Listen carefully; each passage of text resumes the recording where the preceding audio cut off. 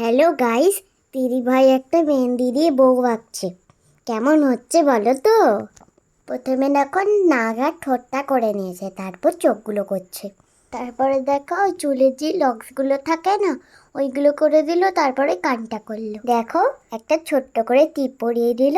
তারপর কানের ঝুমকা করলো, মানে কানে দুল। তারপর খোপায় ফুল লাগিয়ে দিল। এগুলো কি ফুল খুলেছে বলো তো? তারপর দেখো বউটাকে কত জুয়েলারি পরিয়ে দিল। এত জুয়েলারি কেন পরাচ্ছে? তারপরে এই সুন্দর বউটাকে শাড়ি পরানোর পালা। প্রথমে একটা ব্লাউজ বানিয়ে ফেললো, তারপরে শাড়িটা সুন্দর করে পরিয়ে দিল।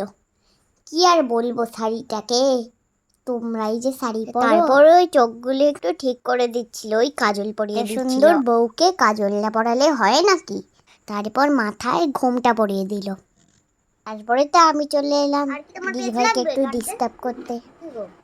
আর লাগলো পেজ কাটতে।